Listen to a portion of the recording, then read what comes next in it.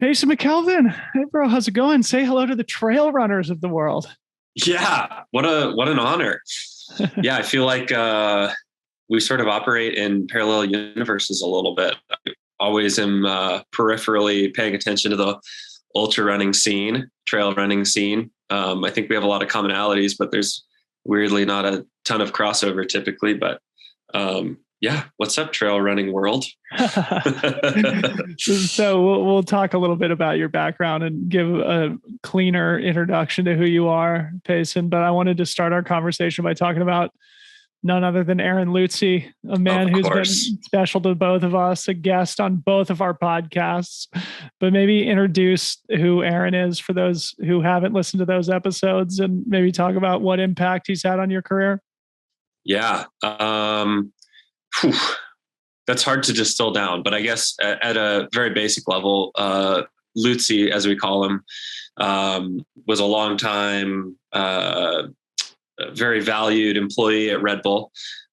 He was our athlete marketing manager for both of ours for a period of time. He was yours for a long time.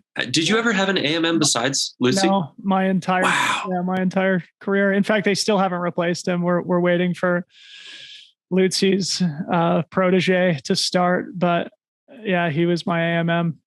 Yeah, well, I would say buckle down potentially because Red Bull is taking their time as they should in replacing AMMs. I found that out this past year. I was without an AMM for almost exactly a year. I just got introduced to my new one last week, so it's good that they do due diligence like that, especially when they're trying to be one of the most coveted jobs in all of 100% marketing. Yeah. I had 3 different people contact me who I either am friends with or like friends of friends with that were applying for the job that would have been my manager. It was like, can you put in a word? I was like, I guess I'll put in a word for this third person. Lutzy told me that they were expecting between 700 and 1,100 applicants for his job. So, dude. But anyway, is it true that Lutzy was the one who encouraged you to start your own podcast? Oh yeah, for sure. Yeah, and same with me. I figured as much, and I don't know if he had to work on you as hard as he had to work on me, but I think I told him no like 3 times, and then finally, I don't know what. I'm curious to hear what your process was, but what he eventually did is he had me write down a list of all of the people that I'd had inspiring conversations with in the last month. He was like, I don't care what the format was, whether you're on a bike ride, whether it was like an email thread, no matter what it was, just write down some names. And so I was like, all right, fine, whatever. Did that. And then he took the list and he was like, I intro you to this person, this person, this person, this person. Like you may have only had one conversation briefly on email or IG and think that like making the leap to asking them to do a podcast is too big, but I promise you it's not. And just look at all of these awesome people you rub shoulders with, like share some of those conversations. And that's finally when I was kind of like, all right, I see what you're saying. Yeah. So he's a clever one, that Lutzy. No doubt. Yeah. He twisted my arm too, until I had no excuse to not put my money where my mouth was and get this thing off the ground. And it's been a massive source of joy and inspiration for me, as I'm sure your show has been for you. Oh, yeah. It's positively impacted, I think, both of our professional careers as athletes as well. So I just wanted to give a quick shout out to Aaron Lutzy to start. But, of course, Payson, this is a trail running audience. So you may be an unfamiliar name to most of our listeners. You grew up in Texas. You live in Durango now, but why don't you give us the brief life history of who you are, just to set the table for the rest of our conversation? Yeah, sure. I grew up in a very small town about 20, 30 minutes outside of Austin, Texas. So that's central Texas, the hill country, as we like to call it. They're very small hills. But despite that, I found cycling to be a pretty significant childhood passion. At first, it was BMX riding, actually, because there was a pretty big scene down there for that. And then Lance was winning all the tours when I was, a kiddo and early teenager. And so that sort of further solidified some interest in the endurance side of cycling. but really it was kind of basketball and track and field that I was most interested in, middle school and into early high school. But I kept having this recurring knee injury, and that sort of nudged me towards cycling because it was the way that I was going to effectively rehab and get back on the basketball court or get back, on the track. Or there was even one year where I did cross country running. So at about age 14, 15, I just tried bike racing for the first time, actually, and absolutely got waxed by other local Texas teenagers. But for whatever reason, it just clicked for me. And it was the thing that I finally really wanted to work hard at. And weirdly, man, it's strange to think back on. Now it's, almost 15 years since that first race when I was 14. And in hindsight, it's crazy how much I haven't questioned the decision to focus on that. Like, not once have I gone, I don't know if this is what I want to do. Just from literally the first month of deciding that I was interested until now, it's just been full focus. Yeah. So of course you make your living now on the off-road side of the sport. At what point did that become your focus? Were you ever interested in pursuing kind of the European road circuit? Yeah, great question. I'd say early on I had, as a 15, 16-year-old, I tried a little bit of road racing.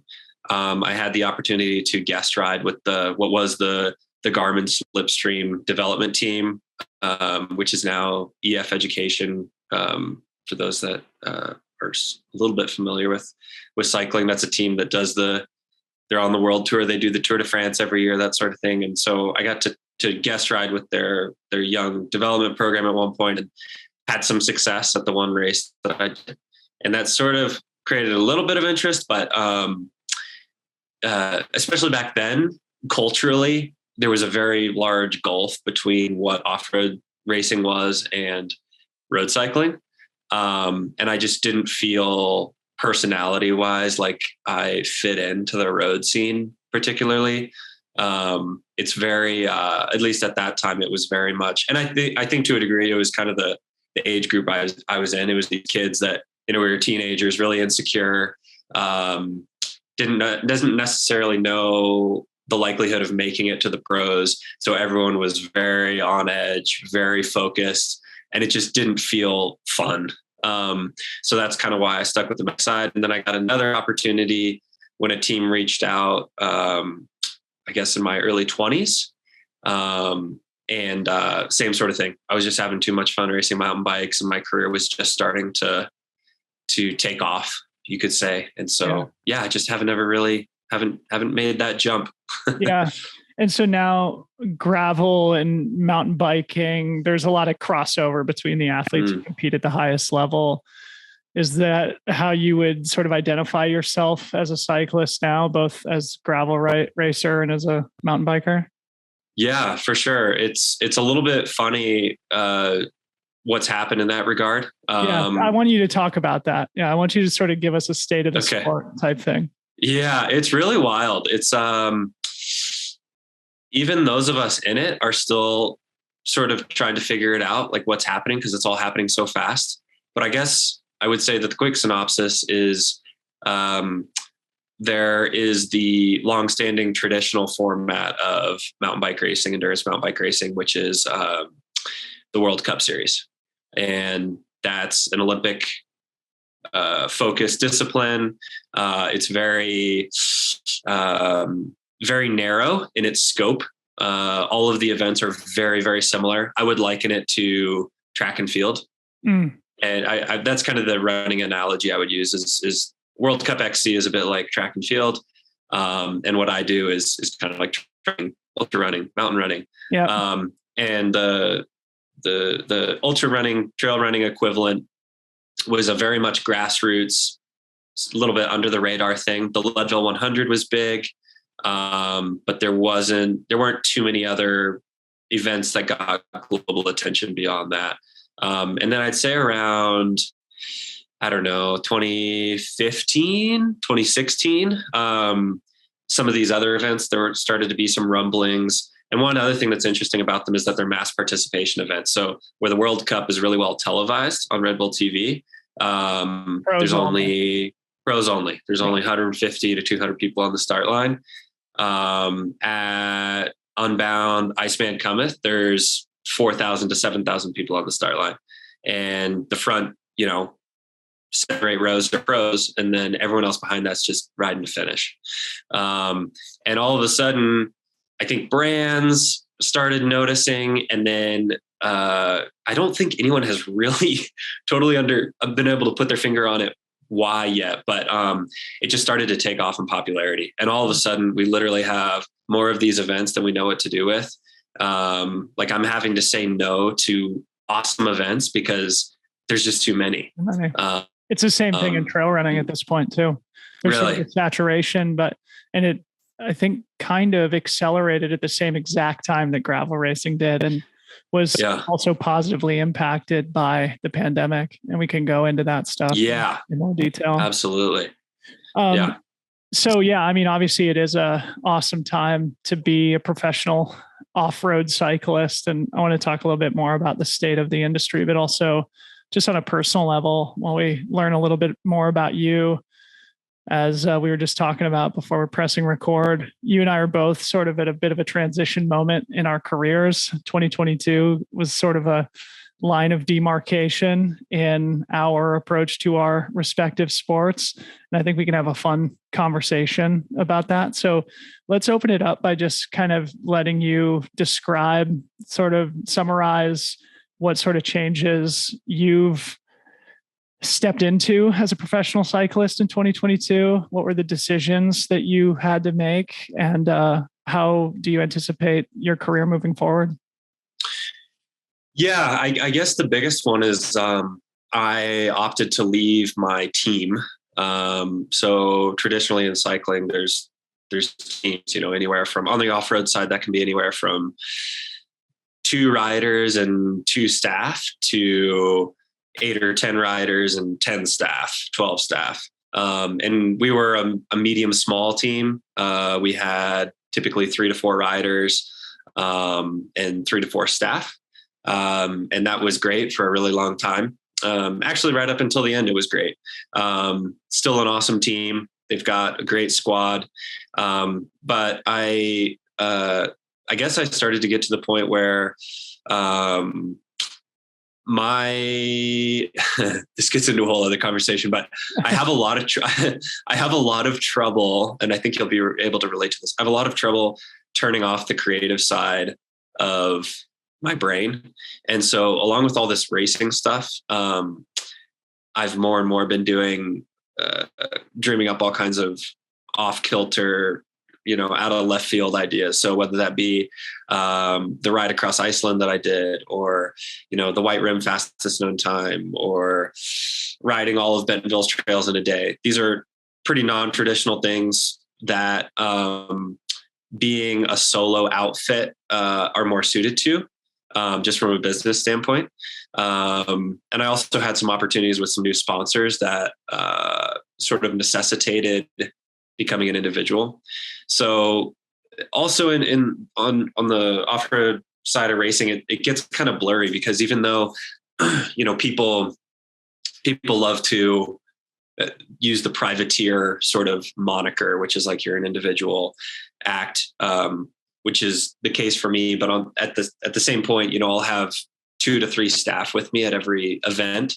So we're still sort of like a team, and I rely very heavily on infrastructure, but as a single rider. So it's sort of it kind of goes back to the whole gravel and off-road racing scene in general right now, where there's just so much ambiguity and there's no structure. Like no one knows, there's no minimum wage. There's no minimum number of riders required. Like some riders are on teams, some are not on teams. It's just kind of all over the place, which is exciting, but also confusing at times. Dude, it's the exact same thing in trail running. So to summarize, the difference between being on the Orange Seal off-road team, which is sort of like the factory racing model, versus being a privateer, it just is the difference between being part of an organized group of riders, an organized team, versus being an individual athlete who's responsible for the support system around you, more or less. Yeah. Right?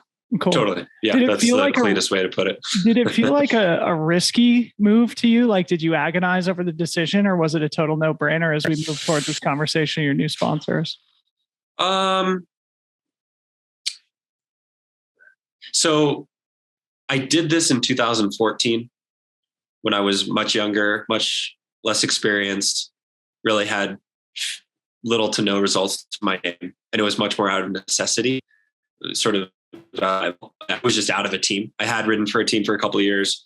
And then basically the team folded very late in the year, and I wasn't able to get on a team in time going into, I guess it was 2014. I can't remember if it was 2014 or 2015. So I did the solo thing for a year, and then had some good rides that year, and ended up going back to team structure the following years. So I say that to say I have some history with it. It's very different this time around, for a whole bunch of reasons. Of course, there's nervousness. Like anytime there's change, there's going to be some nervousness there, but mostly it's excitement. I'm really excited about the mechanic we hired, for example.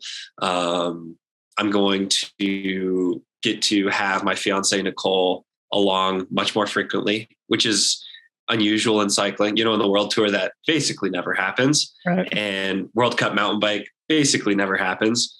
But, I want to share these really special years with loved ones. And ultimately, the best, most holistic way to do that was to, in part, involve her in this program. So, yeah. And you proposed to her recently too. Yeah.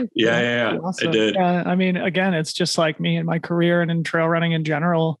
Harmony travels with me to almost every race that I do, and she's a critical part of my quote unquote team. We don't need mechanics usually, but yeah. I'm jealous of, I mean, y'all's logistics are totally insane, but in terms of equipment, that's a lot simpler. And I'm we're going through order forms right now, and it's just mind boggling. The sheer number of like, all right, we need this bolt that's this length and this diameter for this one bike, but we need 3 different ones for the 5 other bikes. It's just like, it's, oh my God, it's so crippling. Glad I don't have to deal with that. Well, on the subject of equipment, this was potentially the biggest news that you made in this sort of transition between 21 and 22, in that you moved from Trek, one of the name brand big cycling institutions, to what seems to be a really cool brand in Allied Cycling based down in Arkansas. Talk about that decision specifically, because it's sort of a similar thing with my career again, where going from a big established brand to a small kind of upstart, scrappy, really cool new company. So talk about that. Yeah. Boy. So you asked me earlier whether I was nervous about making this transition, and overall the answer was no. But this decision between Trek and Allied was, I mean, it sounds dumb and like such a privileged thing to say, but potentially the hardest decision of my life. At least that's how it felt at the moment. I mean, depending on the side of the bed I woke up on for 3 months straight, I changed my mind. Basically since, early August through late October, I just went back and forth and back and forth and back and forth. And I think one of the things that was so hard is that they were both really, really good options, but they were so different. I have incredible long-standing friendships at Trek. And, ultimately that is what was giving me second thoughts about leaving so much, is just really strong ties I have with that brand. And one thing I will say about Trek that has really impressed me over the years is their retention. Like, they have very, very little turnover. I mean, to go into the offices there and say hi to someone that's been at the brand for 27, 31 years is not unusual. That said, Allied at the time felt like a big risk, but also something that had massive upside. Now that the decision is in the rear view, I realize that it's actually not all that high risk, and it is just super high upside. Like you said, they're small. despite being small, they're in a pretty unusual situation in that they have really significant investment from Tom and Stu Walton, who are the guys behind really the explosion of Bentonville in regards to cycling. They went out and purchased Rafa as well, and have just really invested heavily in cycling. So Allied's in a very favorable position in terms of being a startup of sorts. Yeah. And they're also doing some really interesting things in regards to just the basic ethos of the founding tenets of their brand, which is 100% made in the US. Really awesome social mindedness in regards to solid pay, benefits, not taking advantage of the traditional outsourcing of manufacturing to Taiwan, which is the traditional route for cycling. Mm-hmm. And they've also been able to go out and poach top talent from all the other biggest bike brands. So like their lead engineer was at Specialized for 11 years. That's the guy who you just had on your podcast, right? Exactly. Shout him out. What was his name again? Sam Pickman. Yeah. Yeah. The thing that really stuck out to me in that podcast, before I let you keep going and brag about this cool stuff, he, after working at Specialized for so long, he was describing how they would travel to China to keep their eye on the manufacturing process and the supply chain. And then as the middle class grew in China, prices went up. So they're like, okay, now we have to go to Cambodia or to Thailand or wherever the next country was where they could squeeze that extra margin out of the manufacturing process. And he was like, there must be a better way. Yeah. And then go over to Allied. And as you said, make it all in the US, treat the employees right, have more control over the manufacturing process and the supply chain with less risk. And ultimately the product becomes a lot better. Has that been sort of your experience? Absolutely. And one other thing that really caught my attention is that because they're smaller, they and also I think just because of the people they hired, they're in large part, they kind of ignore industry trends and instead take a very objective look at actual product development from the standpoint of what is going to be the absolute best performing bike. And on top of that, they're a premium brand, so exclusively a premium brand. So they're not making, bikes at a $300 price point that a kiddo is going to ride for the first time. Just to move volume. Yeah. Just to move volume. Because I mean, if you look around at some of the biggest bike brands, like their flagship $12,000, $13,000 race bike is not their bread and butter. Their bread and butter is the $950 commuter or the $800, beginner hardtail mountain bike, which is awesome. Obviously we need those bikes. But Allied not being in that business allows them to focus fully on making the best racing bicycle ever and put all of their resources into that. And then also from my standpoint, I'm able to have a very direct relationship with all of those engineers, even, right down to the CEO, because I just fall much higher in the athlete hierarchy there. I mean, sure. It was hard for me to have as big an impact at Trek, when they have literally the current Olympic champion, world champion, their Trek Segafredo team that races the tour every year. So like I said, it was super different, but there's just loads of upside and really the product development side of things was one of the things that really caught my attention as well. In terms of upside, this may be too personal a question, but do you feel like more of a partner in the brand? Like, do they give you guys upside in the actual core business? Like, do you get options in the company? So that was something we fought for very aggressively, was equity for sure. And actually, so going backwards for 1 second, one of the things that emboldened me to make this decision was looking outside the sport, looking at other sports. And that's something I try to do very regularly.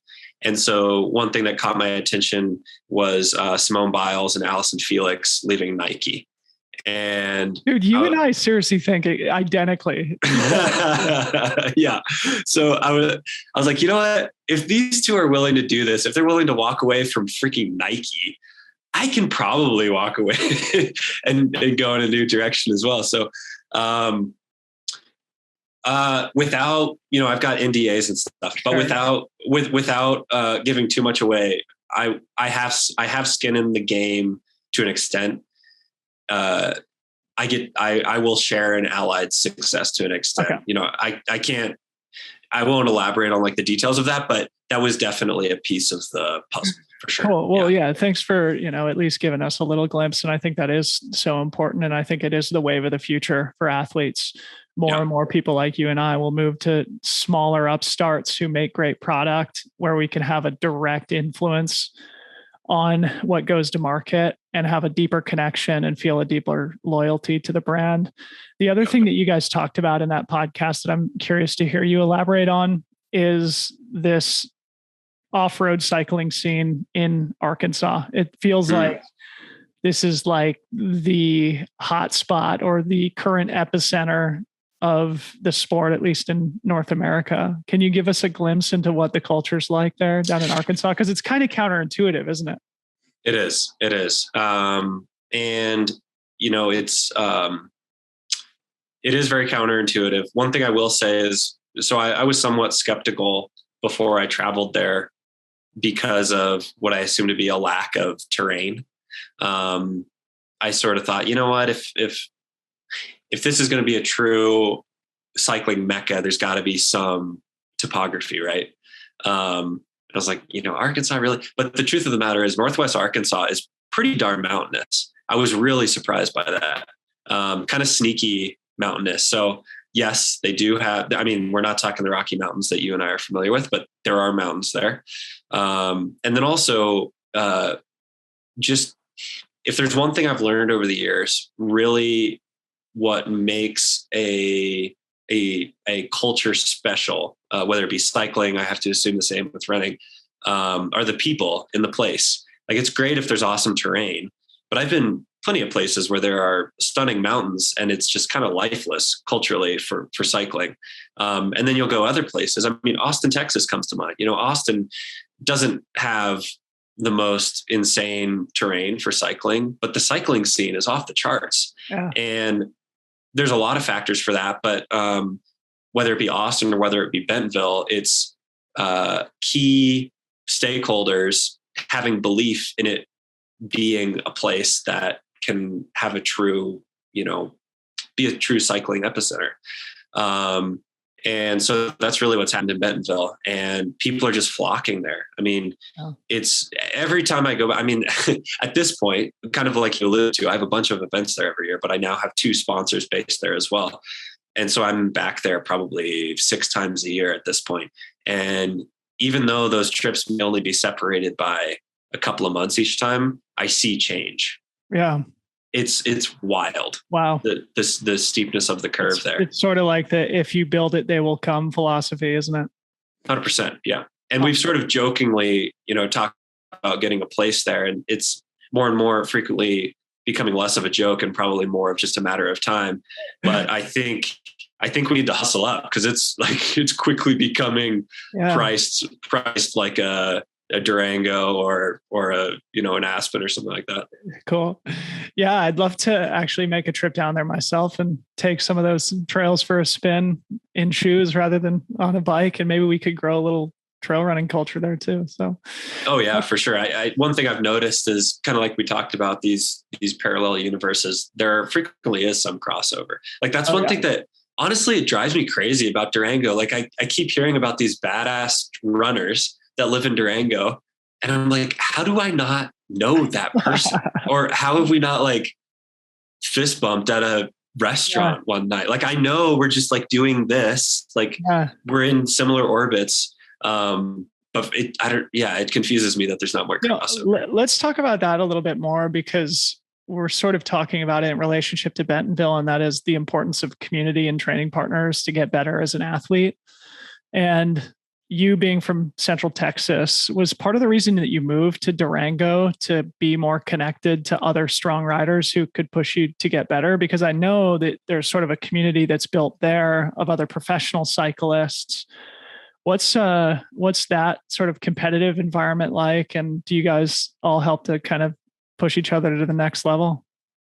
Yeah. I mean, it's almost hard to put into words what the cycling scene is here in Durango. And there's a lot of reasons for it, but I really like to try to adhere to the idea that if you want to get better, being the worst in the room now and then is a really good practice. I think it's healthy, and it's inevitable that you get better at whatever it is. So for in the United States, if you want to be a high level, it's mountain biker specifically, but increasingly so just any kind of off-road racer or even, well, that's not even true. Any sort of endurance cyclist, because Sepp Kuss is from here. He was the first American to win a stage of the Tour de France in like 10 years. He did it last year. Yep. Quinn's another incredible up and coming athlete, also in the World Tour. I think there's 6 or 8 Americans in the World Tour right now, and 2 of them are from Durango, and it's about to be 3. And that's just on the road side. And then on the mountain bike side of things, on the results sheet at any given off-road event, it doesn't matter if it's a cross country or a marathon or a gravel race, on any given weekend, anywhere in the country, probably 5 out of the top 10 are from Durango. Wow. Yeah. And so and it's always been that way ever since, Ned Overend and John Tomac and Missy Giovi and all these legends of the sport moved here in the late 80s, early 90s. And then Durango hosted the first ever mountain bike world championships in 1990. Ever since then, it's just been this incredible cycle that feeds itself. And then you've got the collegiate team, the Fort Lewis College collegiate cycling team, which has been the top cycling team over the last 20 some odd years. To put it here's a really good way to put it also. In cross-country mountain biking, typically there are 1 to 2 athletes selected for the Olympics every cycle. Durango has never missed the selection. Ever. It's a good track record. Yeah. Yeah. So for what that's worth. So anyway, yeah, that's why I moved here. That's why I moved here. And it doesn't matter how good my fitness is. If there's always someone to push you here. Awesome. And in a realistic way as well. There are very few egos in the cycling scene because people just know there's not room for it. All the best riders are here. So you guys are friendly with each other. It's just like trail running. Awesome. Yeah, for sure. So let's go back and talk a little bit more about the state of the cycling industry, just because I like to talk about this stuff. And I think you can provide a unique point of observation. As we talked about earlier, the industry's kind of been booming, especially during the pandemic and afterwards. But much of that growth has come from your side of the sport, from the gravel scene, from mountain biking. And it feels like a very special moment in this particular sort of subcategory of cycling in general. Talk about on the professional level, how things are developing. And there have been a few examples of people like Ted King, who have sort of a European Grand Tour background, who are now racing professionally in your side of the sport. Similar things are happening in running, where people are opting, instead of going the road marathon track route, instead sort of focusing on trail and ultra running, where, again, the subcategory is growing at an explosive clip. So yeah, anywhere you want to take that, I'd love for you to just provide your perspective on the professional end of the gravel and mountain biking side of the sport. Yeah, it's it's kind of complicated, but I think sort of one of the simplest ways to summarize it is thanks to a bunch of things coming together, athletes are now able to carve out a brand for themselves that's of extremely high value, and almost become an entity unto themselves that goes beyond just an individual athlete, if that makes sense. So it sounds a little cliche, but it could be anything from a podcast to a YouTube series, very, very tried and true methods over the years. But when you combine that with winning races, it starts to be a pretty interesting collection of ingredients that brands seem to find extreme value in.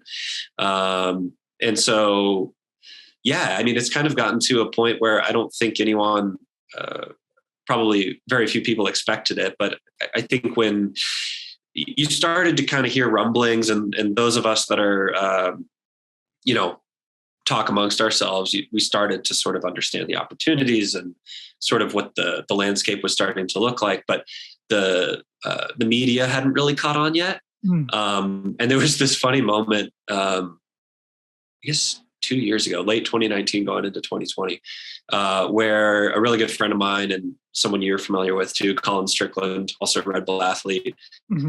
He'd won Unbound that year, which is the biggest gravel event for us annually. It's like the UTMB of gravel, just for our listeners who are trail running minded. Yep. Yeah.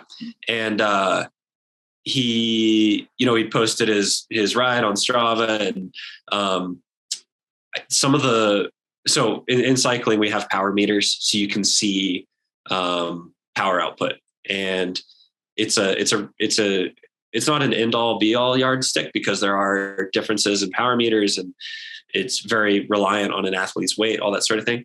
But teams, especially World Tour teams, pay a lot of attention to those metrics.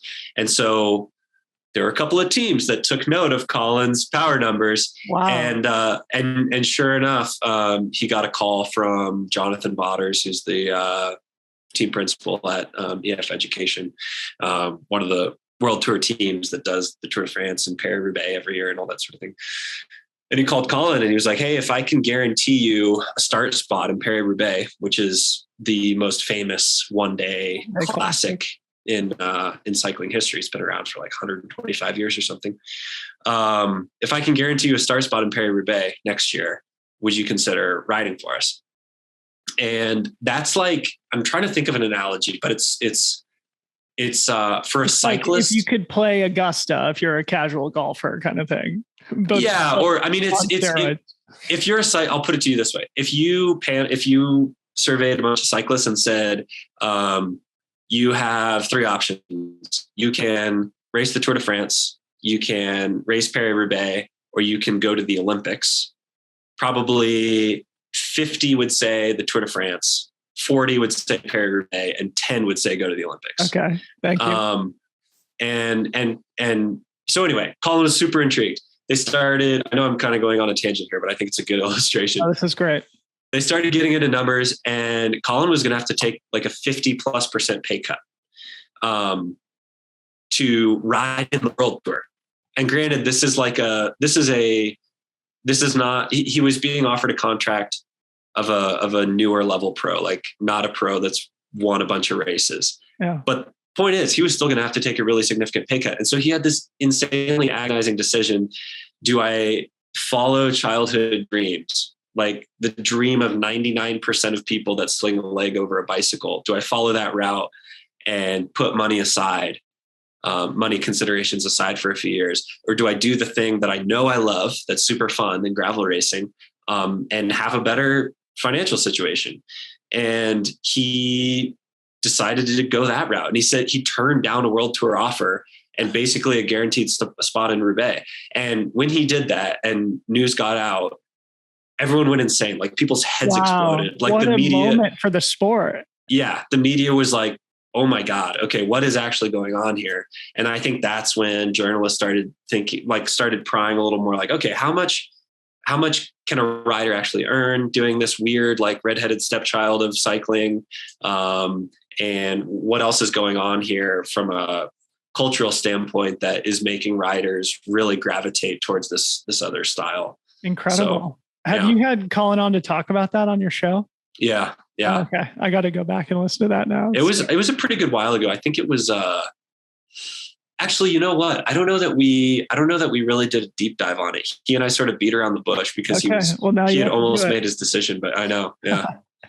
Maybe I'll reach out to him too. Anyway, let's talk about the LifeTime Grand Prix, because again, this is another, I think, huge validation of the gravel side of the cycling category. And again, something that you talked about recently on your podcast. Summarize what the LifeTime Grand Prix is and what role you had in advising them.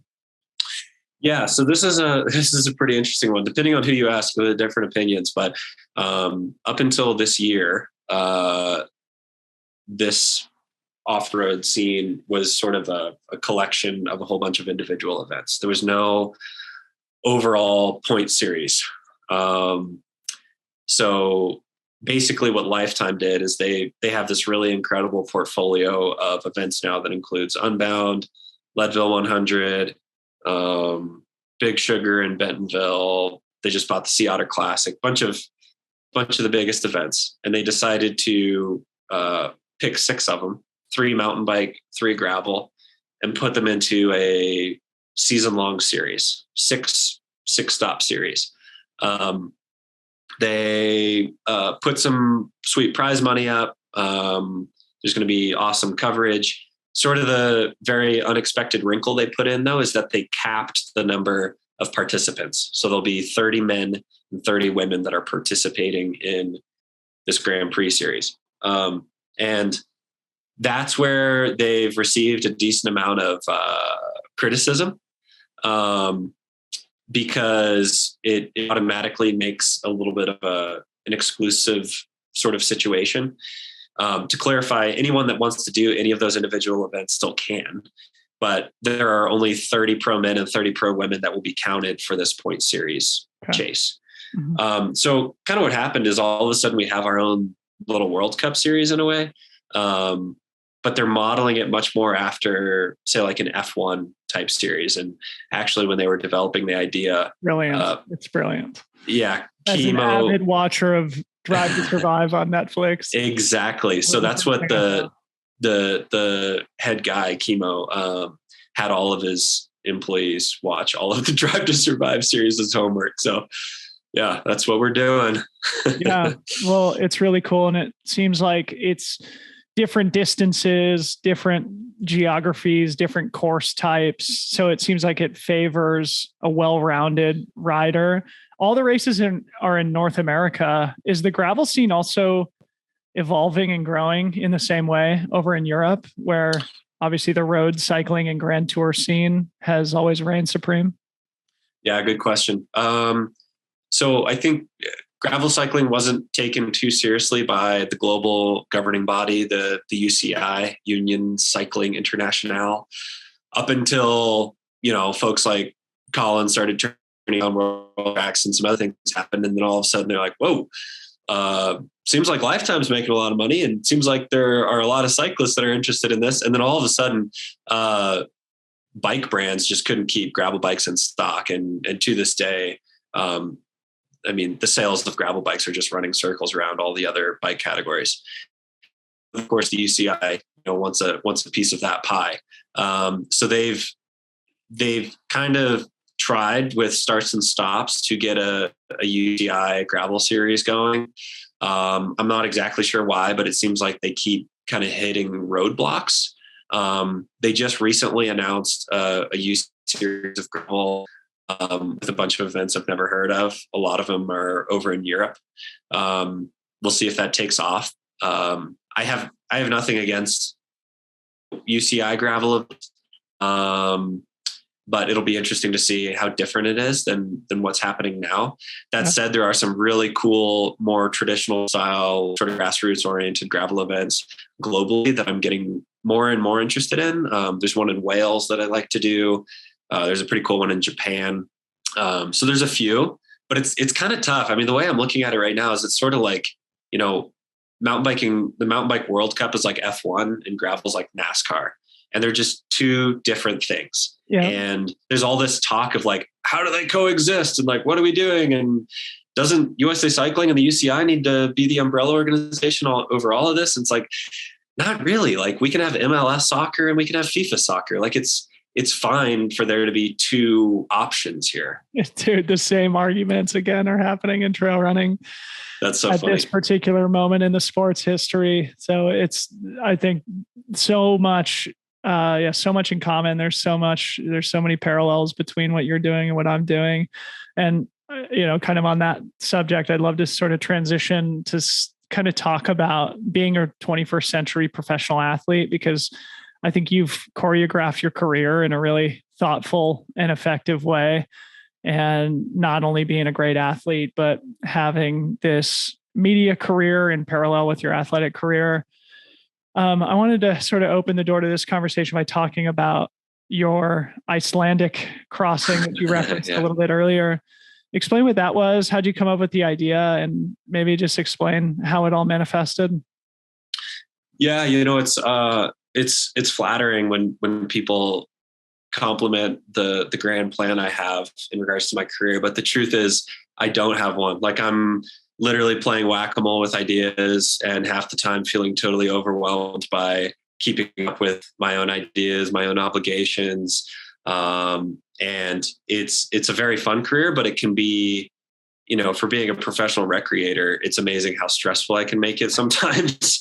But yeah, the Iceland thing, the White Rim FKT, like I mentioned earlier, some of these different ideas, they very much were, I think by some people they're viewed as like almost like some sort of stunt that's marketable, but more and more they've become something that I need.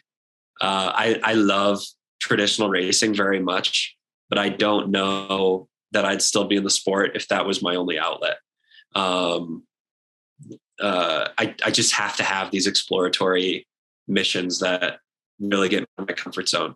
So every time I do one of these things, they get a little more aggressive, a little more ambitious. Iceland definitely, took things to another level personally, and sort of recalibrated my, I guess what's possible. But the way that came about is, a good friend of mine, a big cyclist and very successful photographer, Chris Burkhardt, had just pioneered a new 700-mile bike touring route in the West Fjords region of Iceland, which is kind of the northwestern quadrant. It's sort of like this hand sort of looking peninsula out on the northwestern corner of Iceland. One of the most rural, most sparsely populated places in the world. And he put together this incredible bike touring route with the humble but stalwart tourism board of the West Fjords, and a great group of people. And he asked one day whether I'd be interested in going out there and riding this route, just at a casual pace, and documenting it and kind of bringing some awareness to this region. Because the tourism situation in Iceland is pretty interesting in that tourism is the majority of their economic lifeline. But it's almost entirely confined to the coastal areas, and especially the southern areas. People come from all over the world to go visit the volcano that's been erupting, to go, see the ice beaches, all kinds of stuff like that. But very few people make the trek up to the northern West Fjords, and virtually no one goes into the interior, which is just like, we'll get into that, but it's just like this godforsaken lunar thingness. It makes total sense that people don't go there. But anyway, the Iceland as a whole is trying to promote tourism throughout the island, just to kind of disperse the impact a little bit. So that was kind of mission A. Because I have such a rigorous race schedule, I wasn't 100% committing to the idea, and was sort of waffling on him. And then finally he was like, all right, dude, I get it. You need some sort of competitive second phase of the trip. Let's brainstorm. Like, let's figure something out for you that will seal the deal. Like, you can go do some race thing while there. And so we started throwing around some different fastest known time ideas and that sort of thing. And I still don't remember who had the first light bulb moment, but we started looking at Iceland, and we were like, you know what? North to south, this thing's only 260 miles. We know that the interior, Chris has ridden all across Iceland through the interior multiple times, all that sort of thing. So he's very familiar with it. But the interior is like not a place you want to be. It's it's hard to describe how otherworldly it is. I mean, it's straight up Mordor. Like you have sand, you have volcanoes, and you have glaciers. That's it. There is no life in the interior. It's one of the most volcanically active places. And to get across, you have to be a semi-psycho hiker, bike rider, or in some sort of like mega overland vehicle with a guide. Okay. So very few people go into the interior. So that makes that 250 miles north to south way more of a sketchy 250 miles. But it also sounded absolutely insane and really exciting. So we started putting together the most direct route and just thought, can someone do this in a single push? Can someone ride coast to coast across the entire island in one go without taking a nap, without, any sort of caches, like food caches, without any pacers, fully self-supported. Yeah. Clip in, go, get to the other coast. So anyway, that was the mission we set out to do, and mission accomplished. It was life-changing. I questioned everything multiple times. We had to change the route 12 hours before because a thermal vent opened up and melted a glacier and like wiped out the original route. Like Iceland threw everything at us, but it was the best thing I've ever done, hands down. Yeah, it's so cool. And you guys documented it really well in a video that I'll link to in the show notes. And it just made me think that similar to trail running, again, with these parallels, obviously there's a vibrant competitive side of the sport, but the adventurous FKT side of the sport has also become very, very important. Again, this was something that was supported by the unfortunate COVID pandemic. Yeah. But I think it does give athletes like you and I, as well as the casual participators and people who are doing it, for the love rather than for competition or for trophies or for media attention or whatever, a few unique ways that they can approach a sport and a few different sort of avenues to challenge themselves. So I guess talking a little bit more about your athletic career, maybe meditate a little bit on what value you've seen in starting this media side of your professional life, how it supported you as a competitive athlete, and maybe some things that you've learned, some value you've taken from the podcast and other things that you work on. Yeah. Good question.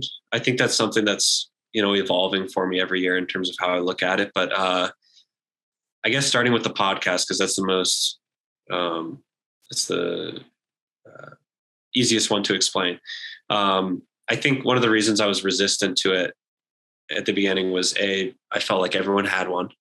And B, it felt like a somewhat of a selfish vocation, when you're out there promoting yourself through results or cool films or social media.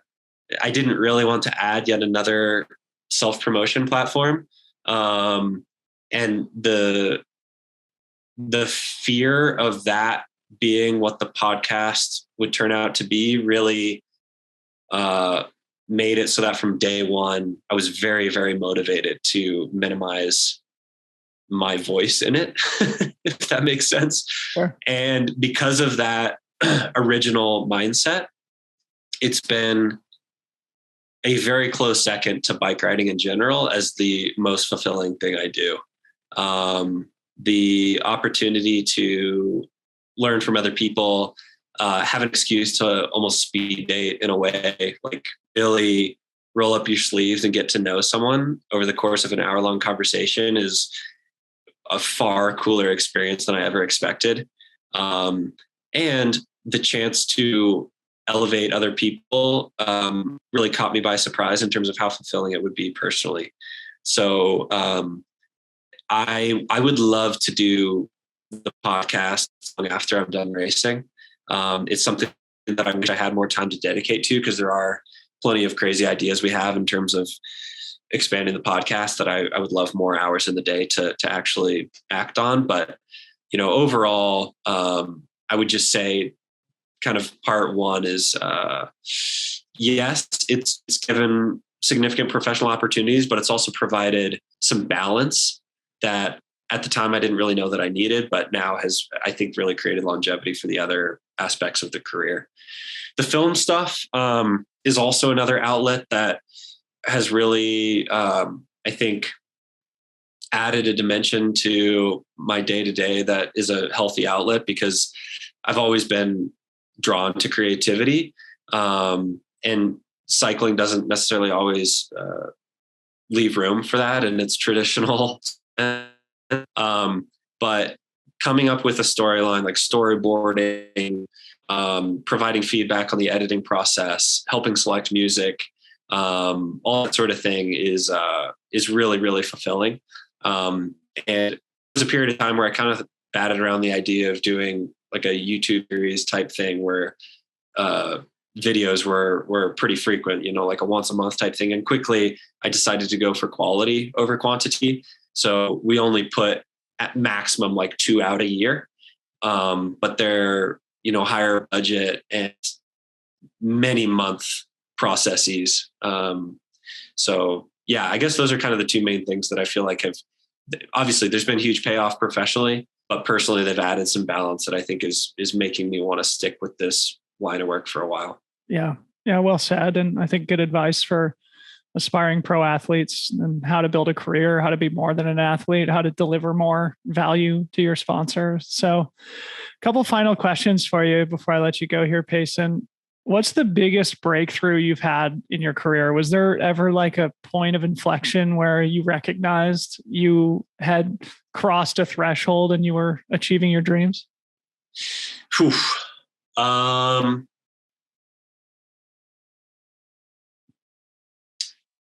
Yeah, it's a really good question. I mean, it's, I guess the first thing I'd say is that I don't know that I've ever been the most talented athlete.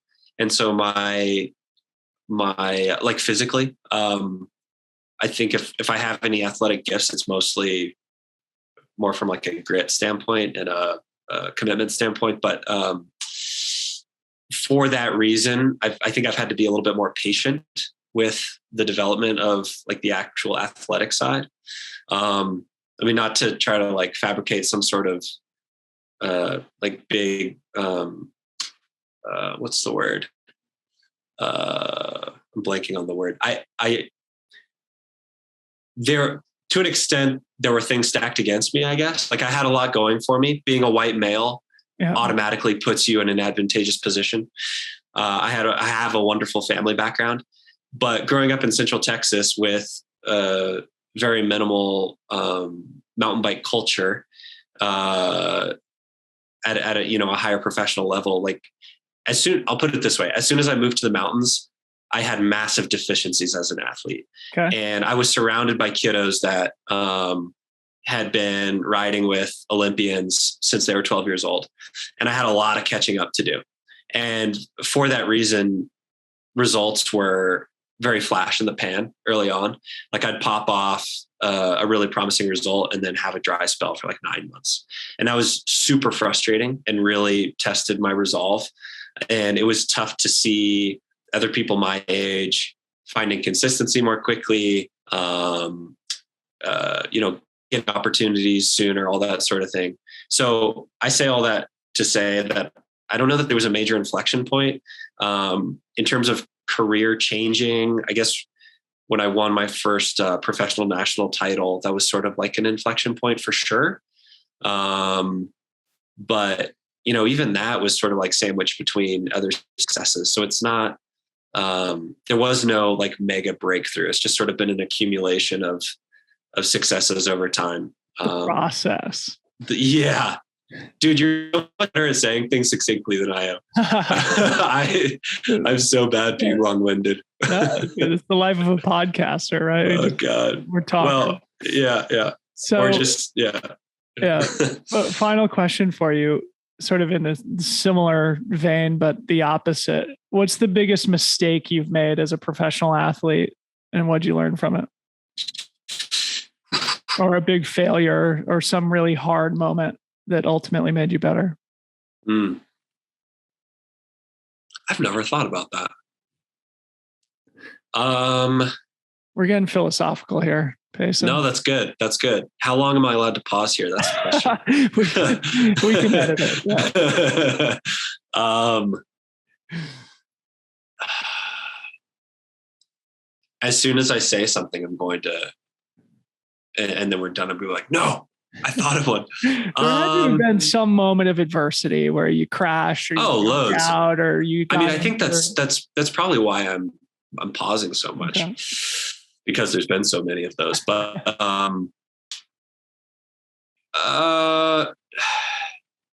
it's not a specific moment, but it's kind of like the finally accepting that I wasn't cut out to be a World Cup racer. And I went through a long phase of kind of really questioning that decision, because it really was the traditional path. And there were few opportunities outside it when I decided to go a different route. And then, very fortunately, the world came to us, but in regards to this whole gravel thing and everything that we've been talking about. But I mean, I my late teens and early 20s going to Europe, most of the time still not living in Colorado, coming from Central Texas, trying to be competitive at the World Cup and just having so many deficiencies as an athlete, like being so behind the 8 ball in terms of riding steep switchbacks or riding in the mud or climbing, or, just how cutthroat starts are with 150 other pros and you're a 19-year-old kid. And it was so frustrating. And I definitely questioned things over and over. And finally I just realized, I'm not having fun. And if I'm not having fun at 19, this is a problem. This is probably not the ticket.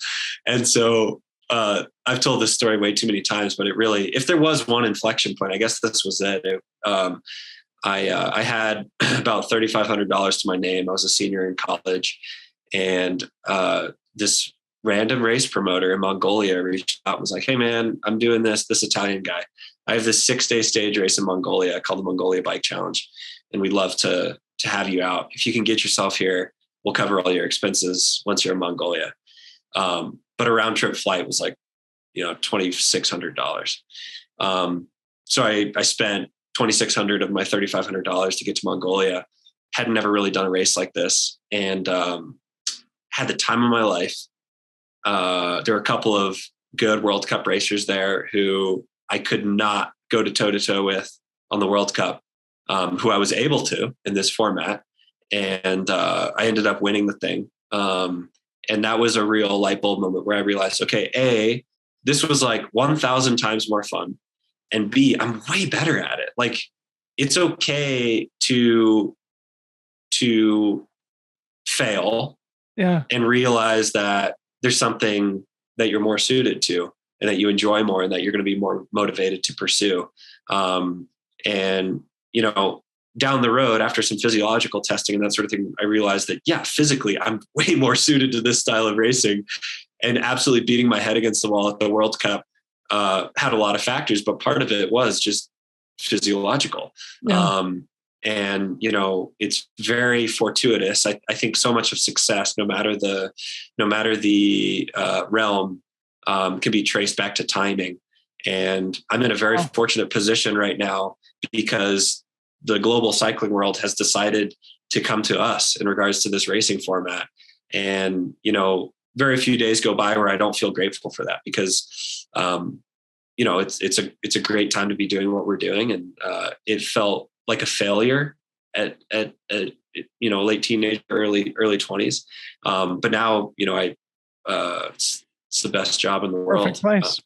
Yeah. What a fantastic realization, and what a great endorsement for the concept of betting on yourself, putting $2,600, whatever, 70% of your net worth on the line. Oh my God. Yeah, and having this major realization and this major success and launching you in a new trajectory. What a great place to end. Well, Payson, dude, it's so fun to chat. We've been texting each other back and forth, trying to schedule this for weeks. I'm so glad we got to do it. It's great to catch up with you. Best of luck with everything you've got coming up this year. I'll be watching the Grand Prix. Hopefully it's like Formula One. Heck yeah, man. Let's catch up again soon. stay tuned. There might be a little Drive to Survive style thing to look forward to as well on the content front. And thanks for staying on me about this too as well. I started to apologize at one point for being so hard to pin down. And then I realized, I was like, if there's anyone that understands this, it's Dylan. And I know I don't need to apologize to him. Dude, I mean, I've been white knuckling through life myself. So I'm just glad we got to do it. And after listening to many of your recent podcasts, it felt like, man, we have so much good stuff to talk about, just as two athletes doing our thing in different sports, but with so many parallels at an exciting time for both of our professional careers and for exciting time for both of the sports that we make our professional careers within. So it's been fun to wrap out, bro. Have a good one. Yeah, likewise. Can I ask one super quick question? Just my own curiosity. What events do you have coming up for the year? Dude, honestly, going back to life being a complete, it's been mayhem for me recently. I don't even have a race schedule mapped out yet. Yeah. I've barely been able to train recently. We've been working super hard getting our media operation off the ground. And with all my professional transitions and stuff, it's been hard to really plan, but I've reprioritized training in my life recently. And hopefully that makes me fresh and really motivated come the middle of the summer. I'd love to do UTMB if I can get my act together here soon.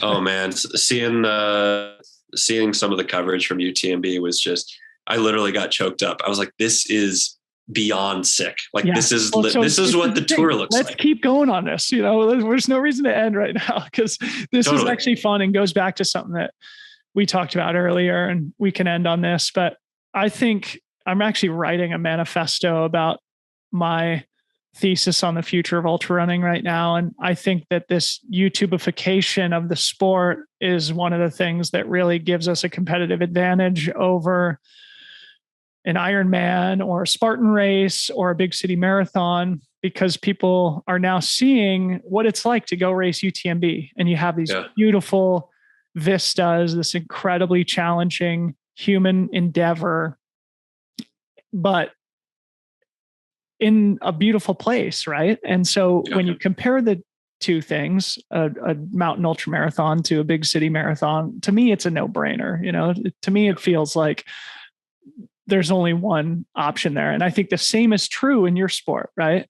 And that's why mountain biking and gravel racing is exploding right now, is because people are like, well, instead of doing whatever, the local Fondo or whatever, I could go do Unbound and push longer than I've ever gone, or I could go to Leadville and push myself over these mountains at massive altitude. And with the media, with the storytelling now being so high quality, both in trail running and in your sport, I think that's why the YouTubeification of our sports is why things are growing so rapidly. Do you have any closing thoughts in response to that monologue?